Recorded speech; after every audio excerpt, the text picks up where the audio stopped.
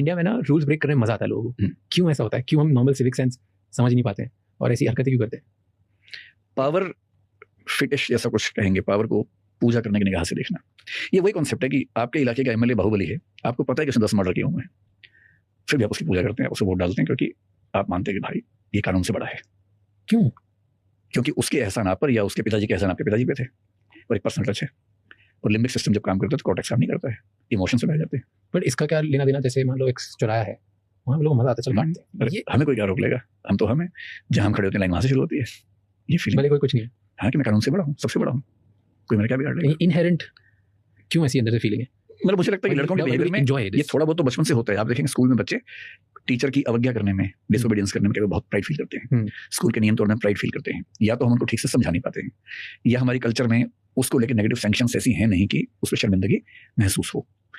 Develop countries में क्या होता है कि बचपन से वो जो एक्लचरेशन का प्रोसेस है उसमें शर्मिंदगी का भाव आ जाता है, बिना फिजिकल वायलेंस के। मतलब बच्चों को मारते नहीं है वो लोग, तभी वो फीलिंग डेवलप करने में हमसे ज़्यादा सक्षम हो जाते हैं। तो मेरे ख्याल से 2-3 बातें। एक फ्यूडल माइंडसेट हमारे देश के कई राज्यों में ठीक ठाक है। फ्यूडल माइंडसेट का बेसिक मतलब है पावर की लस्ट, कि मेरे पास पावर है, और पावर मेरे पास होने का मतलब है कि कानून वही है जो मैंने कह दिया, मेरा वचन ही है शासन। तो कानून को मानना कॉन्स्टिट्यूशनलिज्म है, ये आते आते आता है। मैं ही कानून हूँ, ये एक ईड या एनिमल इंस्टिंक्ट है जो सब में जन्म से है। और जो कल्चर्स इसको अप्रिशिएट करने लग जाती है वही और फैल जाता है। फिर वहाँ आपको बाहुबली बहुत सारे दिखेंगे। आपको अमेरिका में फ्रांस में बाहुबली क्यों नजर नहीं आते इलेक्शंस में? क्योंकि वो इस फेज से निकल चुके हैं, वो भी रहे होंगे इस फेज में। आज से 100-200 साल पहले वहाँ भी ऐसा होता होगा, लेकिन अब वहाँ पढ़ाई लिखाई बढ़ गई है, शहरीकरण हो गया, लोग अवेयर हो गए, जेंडर इक्वालिटी बढ़ गई, धीरे धीरे वो चीज़ें खत्म होने लगती हैं। आपको बेंगलोर में शायद बाहुबली कल्चर नजर नहीं आएगी, दिल्ली में नजर नहीं आएगी, क्योंकि मेट्रोपॉलिटन सिटीज है, बहुत आसान नहीं है। छोटे शहरों में, गाँव में होगी, क्योंकि वो भी थोड़ा सा एक्सपोजर वहाँ पढ़ाई लिखाई का, डेवलपमेंट का, जेंडर जस्टिस का उतना नहीं है। समय के साथ वो भी होगा, चेंज हो जाएगा। आज से 200-300 साल बाद हम लगभग वैसे बिहेव कर रहे होंगे जैसे अभी अमेरिका और फ्रांस कर रहे हैं। 200-300 साल बाद नॉर्मल इतना तो लगना ही चाहिए, या थोड़ा कम मान लीजिए, और कितना। एक पीढ़ी में नहीं होता इस सब, इसमें कई पीढ़ियां लगती हैं इन चीज़ों में।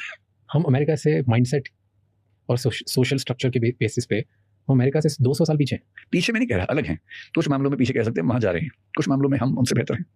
जैसे डेमोक्रेटिक वैल्यूज हमारे उनसे कम नहीं है। नेचर को लेकर जो हमारा रिस्पेक्ट का भाव है वो उन सबसे बहुत बेहतर हमारे पास है। लेकिन हाँ, सिविक सेंस जिसको आप मतलब कहना चाह रहे हैं, सिविक सेंस उन देशों में ज्यादा है। जैसे वहाँ पर लोग घूमेंगे लेकिन गंदगी फैलाते हुए देखेंगे नहीं आपको आमतौर पे। वहाँ हॉर्न बजाते हुए देखेंगे आपको। सबसे इंटरेस्टिंग बात यह है कि आप 10 दिन यूरोप या अमेरिका में रहेंगे, आपको हॉर्न की आवाज सुनाई देगी। यहाँ अगर आप ट्रैफिक जाम में फंसे तो भी पीछे वाला हॉर्न बजाता रहेगा, जबकि उसको पता है कि ट्रैफिक जाम है। ये सेंसिटिविटी है ही नहीं कि नॉइज पॉल्यूशन कोई चीज होती है, वहाँ है। यहाँ पॉल्यूशन कितना ही बढ़ जाए लोग बुरा नहीं मानेंगे।